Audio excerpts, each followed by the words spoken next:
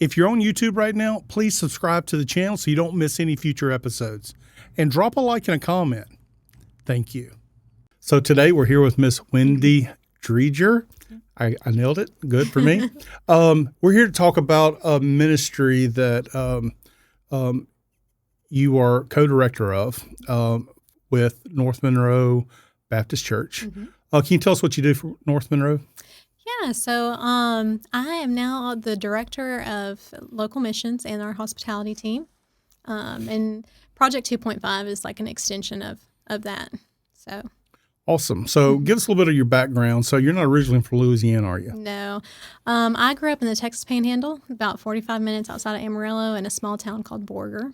Okay. Yeah. So what brought you here to Louisiana?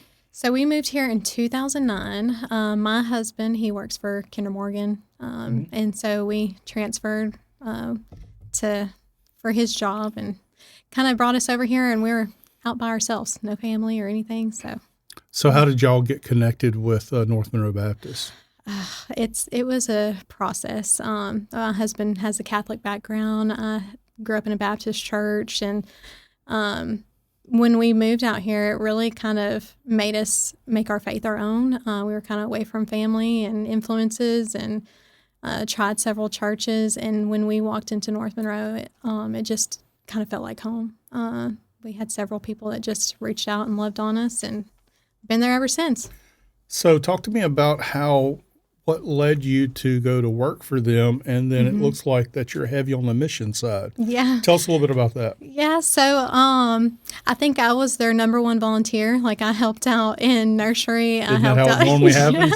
It kind of evolved. Like, if you would have ever asked me that I would be working in the ministry, I would have never guessed that several years ago. But helped out in the nursery, did preschool worship, and then me and Aaron, who I run Project 2.5 Plus with, we started doing the steering team for our moms group. It was like Moms of Preschoolers, so we did that in the morning, and then went on to leading the life group, and then I started working in their Mother's Day Out program just as an aide, and then moved up to a lead teacher.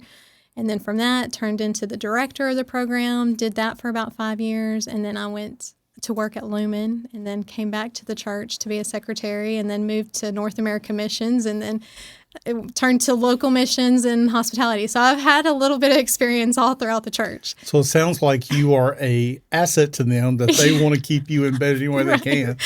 So before we jump into the project that you're co-director of, talk to me a little bit about the foster care system and what that means to you. So, again, just like with diving into ministry, I would not have said that I don't think foster care was ever like a big part of my heart. Like, I never really seen that, but I had friends who had done it. But for us, it was just kind of like, oh, well, we don't have the space, or, we don't have the time.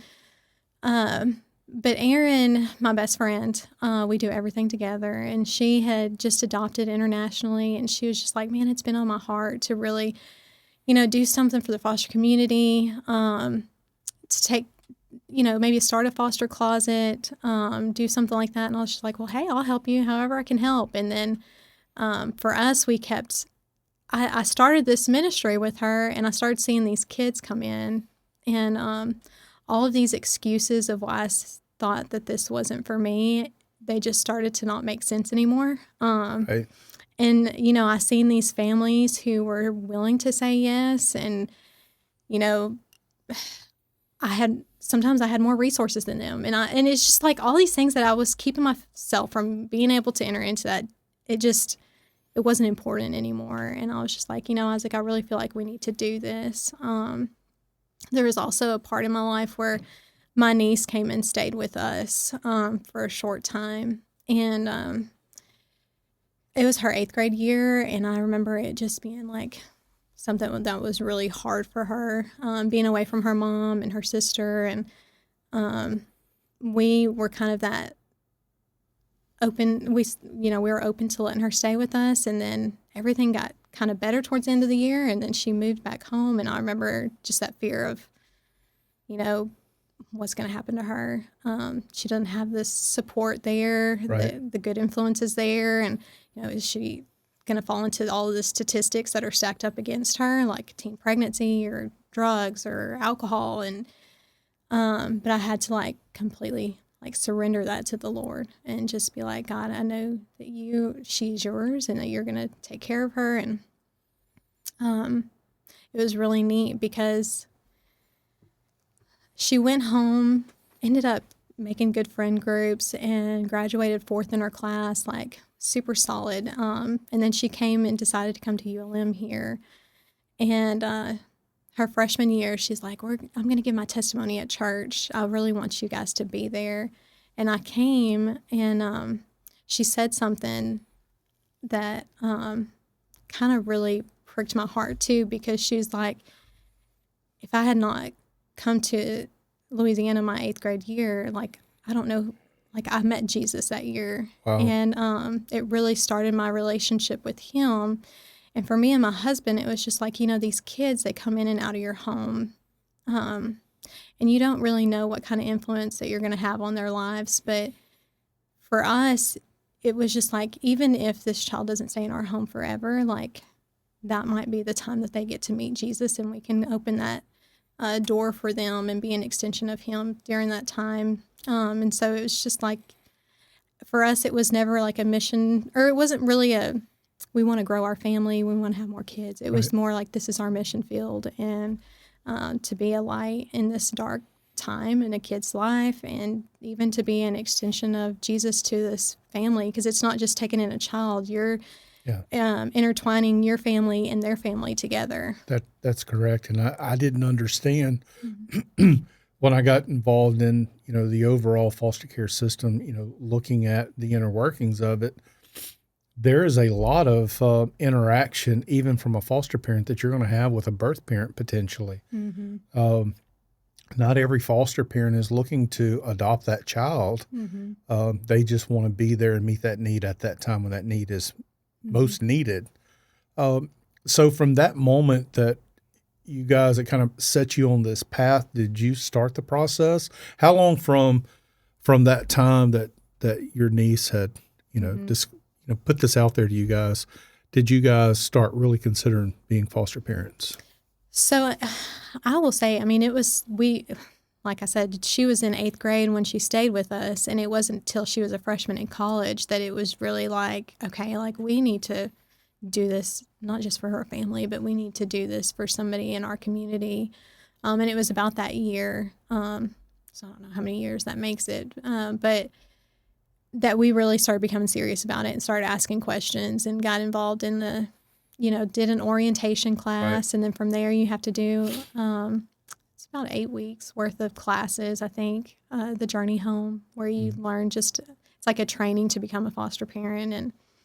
And so it's a process to kind of get certified and everything. So have you guys had any foster kids since then? Yeah, so we've been doing it for 2 years now, and we've had just one child. He stayed with us that full 2 years. He's 6 years old, and he's special needs. We had him for a year, and he ended up going home, and then returned back to us in about 6 weeks. And so we're still working through that process, and it is one of those. They have this phrase in foster care, the both and, it's both beautiful, and it's been, such a blessing having him in our home and watching him grow. And, but it is also hard. Yeah. And so it's just been a lot of ups and downs. So talk to me about how you guys started Project 2.5. Yeah. So, Anthony Bartley, he actually started Project 2.5, and I don't know the year that he started that, but he kind of ran it out of a storage building, and at one point he had a house that he was running it out of, and it was just it's a foster closet. They have, we have clothes, shoes, anything that a family needs to be able to help make their yes a little easier. And his wife got really, really sick. He's adopted 6 kids through foster care. Wow. And he was ready to pass the baton to somebody. And so Erin, they were really close, and she's like, I think I'm willing to do this. And I jumped alongside her. So in 2021 is whenever we took it on. And for us, it was kind of important that it was ran through the church. I think Scripture is really clear whenever it talks about caring for the orphans and the widows. And, I feel like with the state does the best that they can, but I feel like God really wanted the church to take on the orphans. 100%. And I think, and I'm casting a broad blanket here, and I know some do it better than others, but I think as fellow believers, we've done a good job of taking care of the widows. I don't think we've done quite enough taking care of the orphans like we should. There's a lot more that needs to be done. And it's not to say that others are not leading that way like you guys are doing, but the need, I had no idea the magnitude of the need that we have in Northeast Louisiana within our foster system. And I think you give the state a little more grace than what I do about doing the best that they can. We have some amazing people that work for the state and DCFS, and they are doing the best they can, but they're drinking from a fire hose. Oh, yeah. Most of them are. And I think more attention needs to be given to those employees so that we can do a little bit better job. But we can't rely on the state to do everything for us, and that's where believers come together and make things happen. So tell me about, so y'all went from the gentleman you discussed that started the program. It was time, and everything has a season. Yeah. It's time for him to hand that off. And I think we've really seen what that season has done for what he started. And I'm sure he's pretty ecstatic to see where it's at right now. Oh, yeah. But how did you guys get the buy-in from the church? Because y'all probably 10 or 20x what he was doing from a small little closet to where you guys have a facility that's dedicated to this right now and the resources to back up that facility. So talk to me about how that got put into play. I will say it is completely a God thing.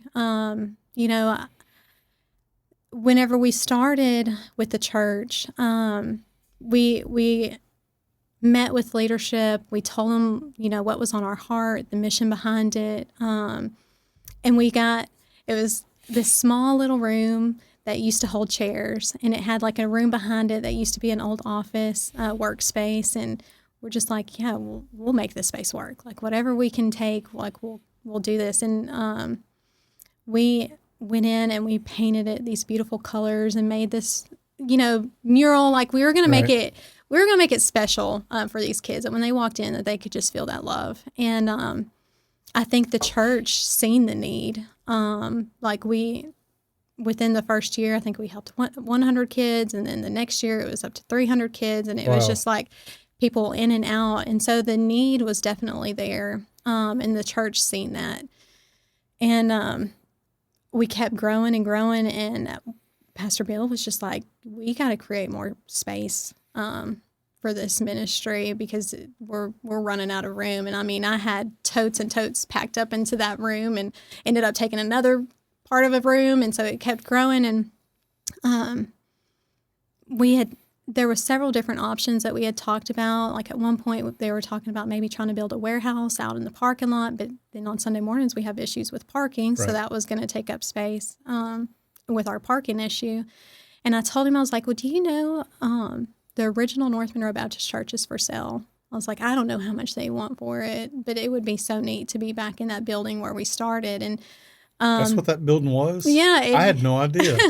It was the original North Monroe Baptist Church. I think in the 60s is whenever. I had no idea. New information for me. It was Whitlock Realty. Yeah. Whitlock bought it from the church. But when they widened 165, they had to tear down part of the building to make that the Highway 165 4 lanes instead of just 2. And so that's whenever the church purchased the property that they're at now.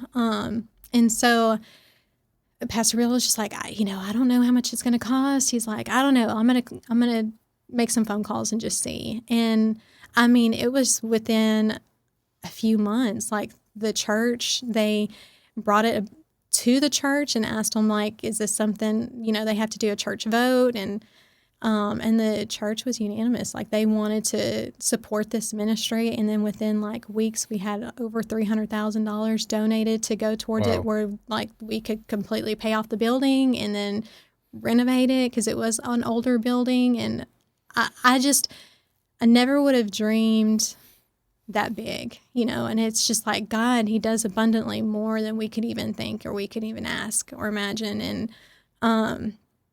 And his provision in it. And I think that's what, like, God doesn't need you to always have all the answers figured out. Like, all he needs is your yes. Like, if you can just be obedient, like, he's going to provide the rest, and he's going to make a way. Doesn't mean it's not going to be a little scary, or there's some uncertainty going in with it. But I think you said it great. I mean, put your yes on the table. Mm-hmm.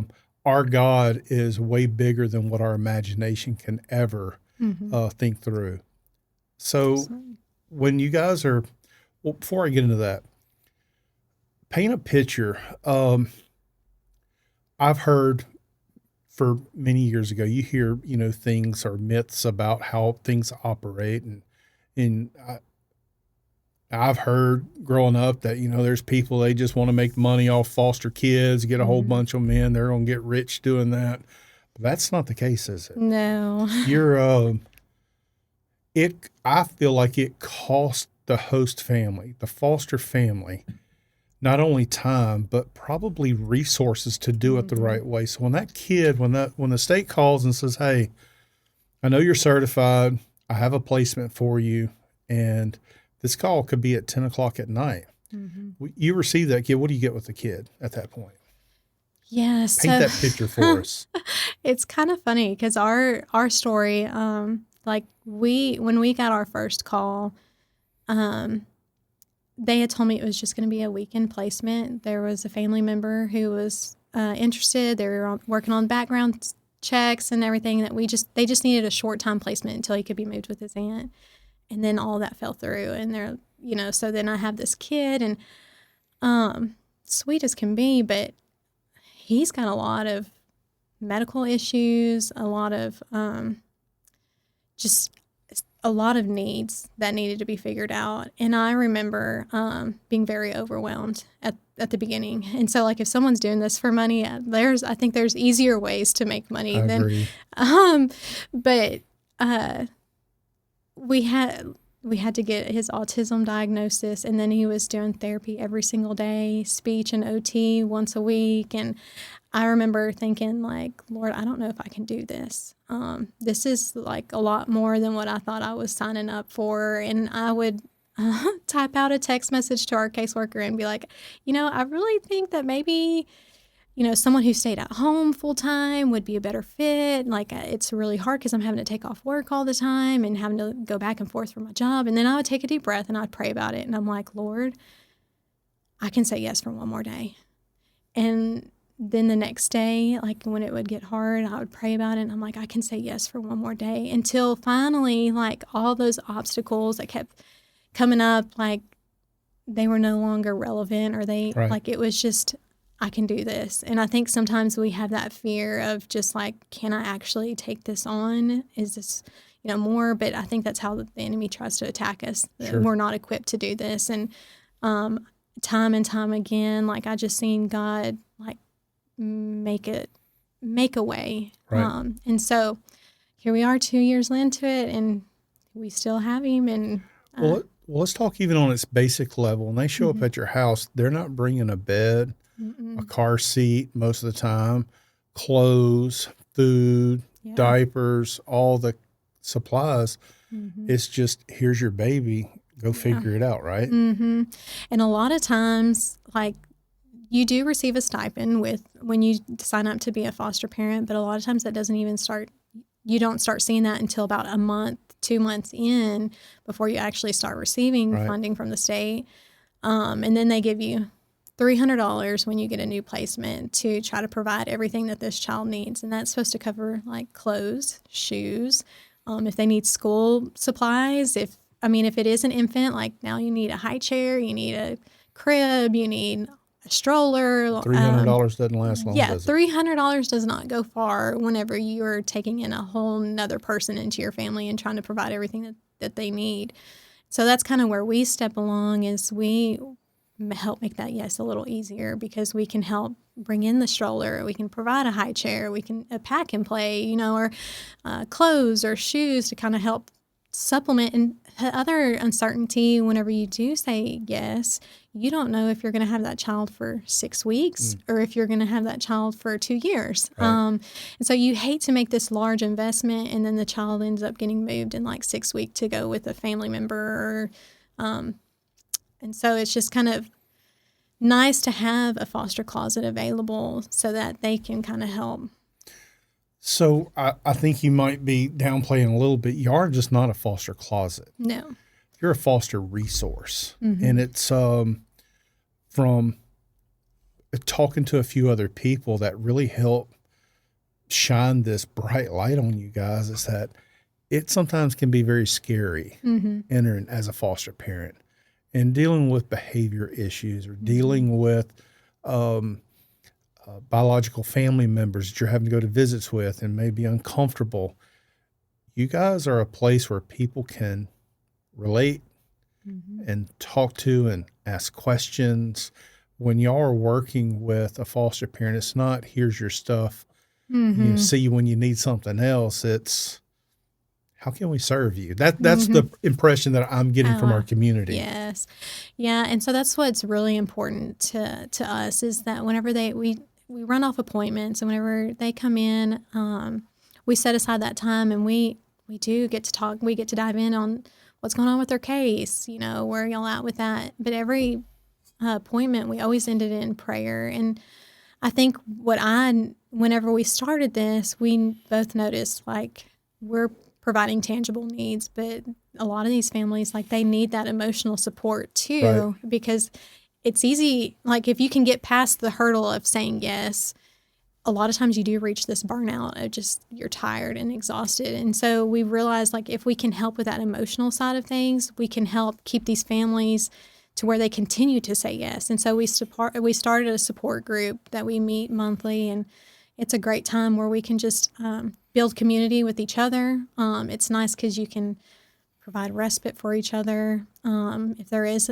someone gets a new child placed in their home, we can send them home with a meal for that evening. If they have a court case coming up, then we can be praying and send them home with a meal. Like, it's been really neat being able to not just provide the tangible needs, but also that emotional support. So do you feel like the facility has helped facilitate some of that growth for you guys? Oh, yeah. Because it's more than just a warehouse place to store clothing. It's, you're creating a community, and it's a community that I think is undervalued. I don't know if most people understand that how many kids we have in foster care in Northeast Louisiana, but the number is staggering.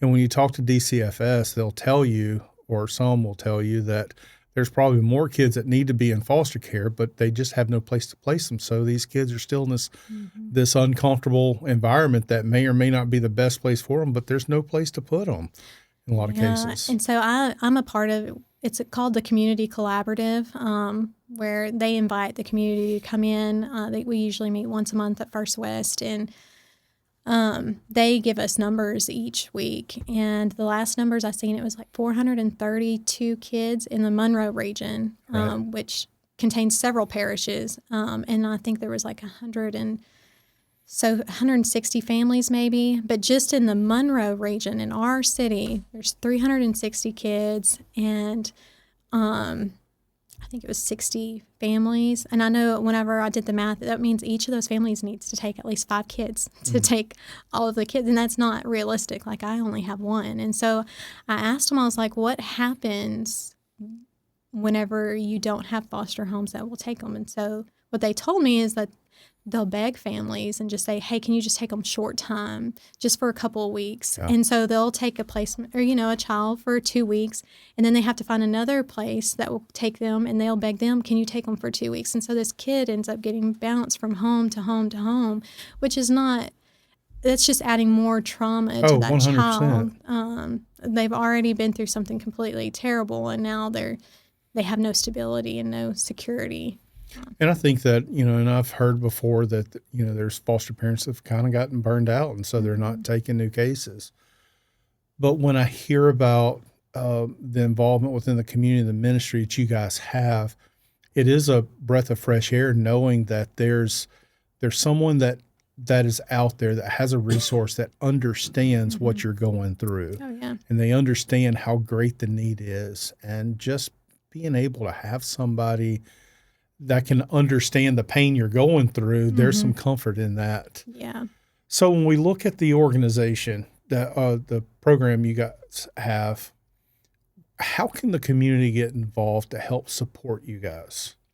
So we have several different ways, and that's what's really been neat is because it really we can't do this on our own. It Sure. takes community involvement to make this happen, and so like we have scheduled work days, like the first Tuesday from 9 to 10, we have a group of ladies that will come in, help me sort donations, and we go through it. And then every Wednesday night from 6 to 7:30, we're in there working because we get a lot of stuff that comes in that has to be processed. And then we want to put out the best. Like we make sure it doesn't have any stains, Right. tears, or anything like that. And then we wash all of it too. So then we put it in baskets. And I have another group of ladies that they might not conserve during those times, but they'll just come pick up laundry baskets, take them home, they wash it for us, and we bring it back. That way we can put out fresh, clean clothes. Then we have like the freezer meal ministry that some people just make casseroles and they bring them, and that way whenever we have that available, we can give it to families who need it. We also do a birthday ministry, and so we give out brand new toys to kids on their birthday. Clubhouse on the Bayou, like they put together these neat little cake pans, and it's like a disposable cake pan with a box cake and some frosting and birthday plates and napkins and candles in it, and we give those out to kids on their birthday. And then, donations like clothes, shoes, beds, mattresses, cribs, high chairs, anything that a child could need, we take it. And so helping us to have those resources to be able to give them away.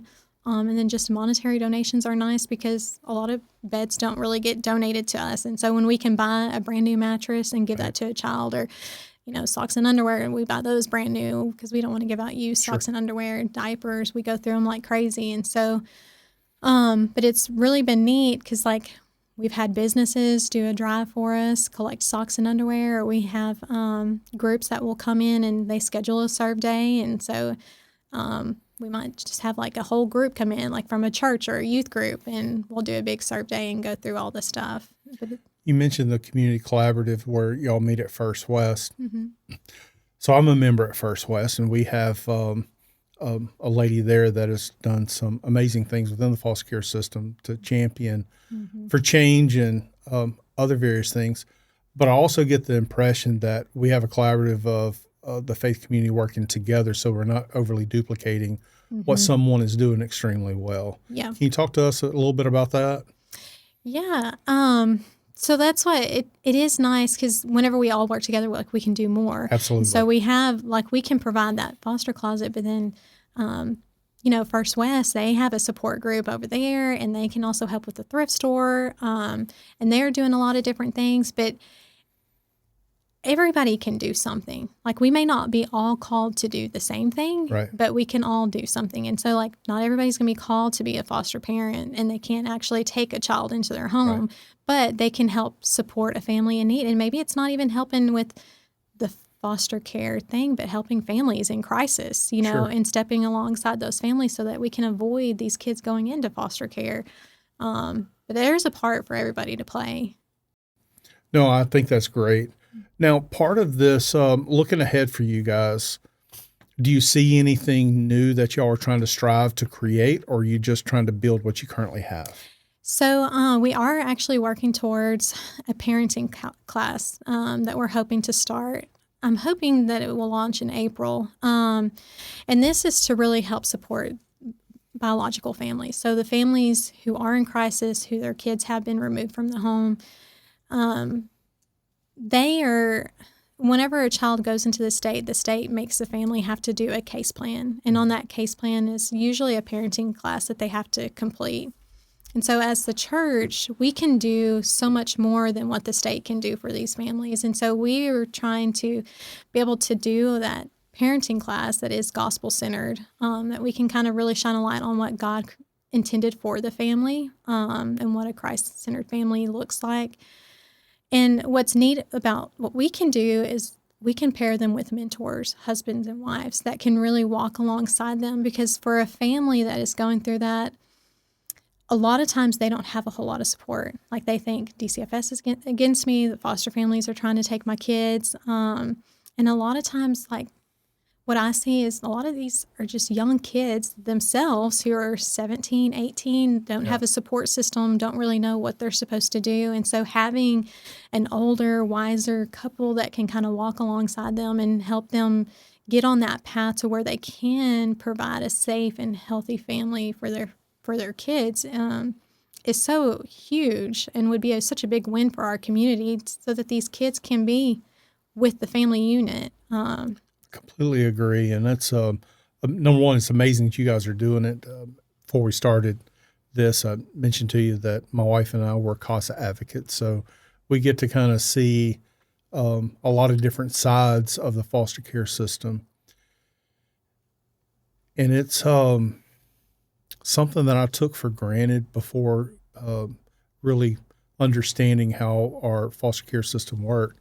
Was I took for granted the stability that I had growing up.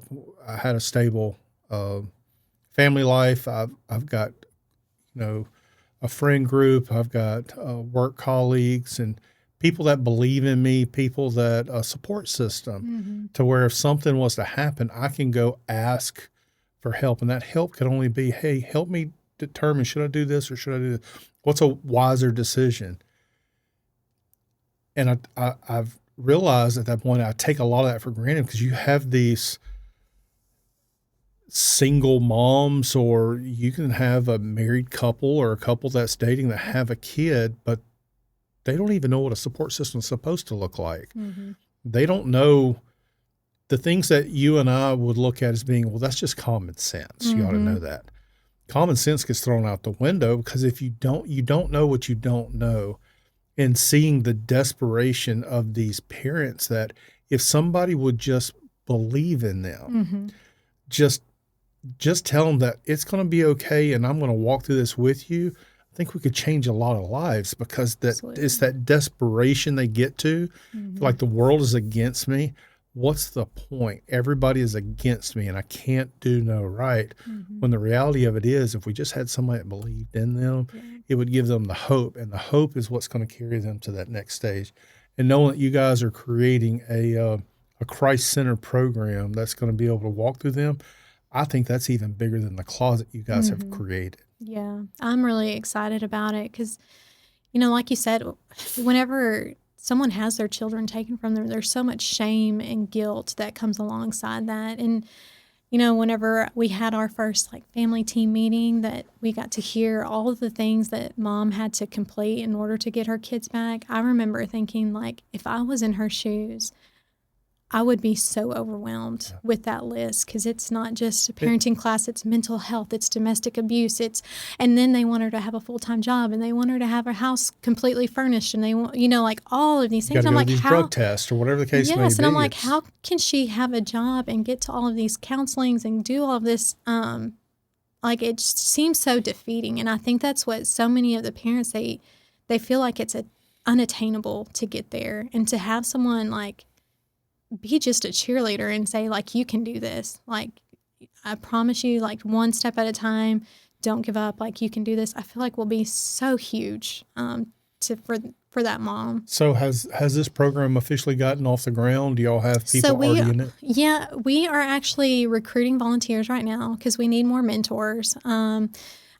Every week, it's a 7-week class, and so we want to provide meals for those families. So we're in that stage of recruiting and making sure that we have all that filled before we open it up to the public to have families start signing up for the class. And so, if that's on somebody's heart and they want to be a part of it, please contact me at the church, because it doesn't have to just be North Monroe people. Sure. We want them to just be Christ-centered and ready to love people, and ready for that relationship, to be able to open their hearts to another family that's in crisis. When do you think you guys, do y'all have a goal? April timeline? 16th is like the date that I have on my calendar circled. That's going to be our first class. So what kind of curriculum have y'all put together for this? So it's through Lifeline, and they have a lot of foster and adoption resources, and our church had to go through a training, and we have a curriculum that we can walk through, and so it's been a big help. So now, will the state view this class as a supplement to one of the other state-run classes? That's what's been nice, is having that relationship with DCFS. I've already sent them the curriculum. They've overlooked it, and they're like, yes, and they are anxious for us to get started, because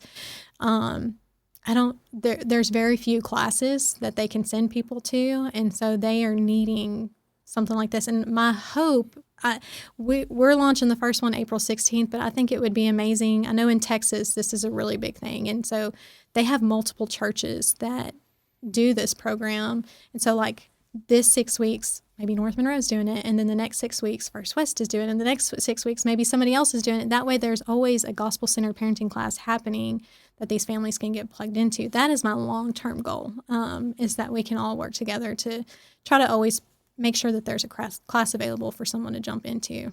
Just need people to put their yes on the table, right? Right. And there's a place to get plugged in anywhere through this process, whether you feel like just baking a casserole, or if you're good at folding clothes, or sorting things, or just leading discussion in a class. There's a place for people to get plugged in. What have you learned through this process? My faith has grown tremendously. And I've always had a relationship with the Lord, but it's just seeing him abundantly provide and meet needs. And there's no way you can tell me there's not a God, because I've seen him work time and time and time again. It has grown my faith so much, and just being able to be that reflection of Jesus to people that are going through that, and hopefully sharing that light with them and planting those seeds for people who are going through hard times, or being an extension of who Christ is and what he's called us to be, to help him in that mission. It's been amazing to be a part of it, and a huge blessing to me. You get to see it day in and day out. Just so we kind of have a list of the services that you provide. So if there's a foster parent that's like, I probably could use some help, what are the specific things you can help a foster parent with? Yeah, so the resources is the number one. And I also wanted to clarify, this isn't always just families who have been certified through DCFS. Sometimes this is grandma and grandpa taking in their grandchild, or great grandma and grandpa, and uncle. I think that's a great point, because you mentioned there's 400 and some odd kids, but that's not counting all of the ones that have been placed with family members. Yes. I'm sure that number's going to grow even more. And some of that is, sometimes the state is involved when it's grandma and grandpa, but sometimes it's not. Sometimes kids just get dropped off and left with grandma and grandpa. Sure. And so a lot of times they are on fixed incomes, and, just they don't have money to buy diapers and formula and all of the things. And so we can help provide that bed, or a bunk bed, or a crib. We do have some formula that we can kind of help supplement. Diapers are a big thing. But all of those resources, that's a big thing to help people to feel comfortable saying that, yes. But then we also have the support group where we can help on the emotional side of things. And then we have events throughout the year too. We do a back to school drive where we have school supplies and backpacks, and we usually have Kona Ice come out and do snow cones, and we make it a fun event to get ready for the school year. We have a breakfast with Santa, where we have Santa come in, and we have pancakes and everything, and then our train conductor takes us down to the North Pole, where we get to learn what the true meaning of Christmas is, and it's a really fun event. We had a thankful party when we had our grand opening at the building. It was kind of around Thanksgiving. We had Gloryland Farms come and bring the petting zoo, and the kids got to enjoy that and also be able to get clothes and whatever they needed during that event. And so there's so many different ways that we try to help build community and have resources, and also just create those happy, fun memories for the kids where this time just doesn't always seem so hard while they're in that temporary back and forth. So how does someone contact you guys? It sounds like you mentioned that y'all are by appointment for people to come in. So how does that process work? Yeah, so if they go to our website, if you go to the northmonroe.com page, there is a tab under resources for Project 2.5. We have a scheduling app. They can create an appointment that way. You can also schedule to like drop off donations, or you can message us through Facebook. You can email me. Either way, we'll figure out how to get you in there and be able to either help you if it's with an appointment, or if you want to help with donations or with volunteering, you can contact us that way. Well, I know I'm giving you kind of the accolades, but I also know that there's a team of volunteers. There's probably other staff people that help assist to make this possible. So my thanks to you and to them for putting your yes on the table and looking out for the least of these in our community. It's needed. I'm glad you guys are doing it, and we want to support any way that we can by getting the word out or try to send volunteers your direction. So thanks again for everything you guys do. Thank you. And I can't wait to see you guys get the other the class off the ground. Because I think having a mentor, having someone that says, I'll walk with you through this, can be a game changer for many, many people. Absolutely. So thank you for all you guys do, and look forward to hearing some updates down the road from you. Thank you. I appreciate the opportunity to be here today. Thank you for taking the time to watch or listen to this podcast. We really appreciate your involvement. Please leave us a comment, or even better yet, subscribe to this podcast and hit that notification bell so that you can be alerted for every new episode when it hits.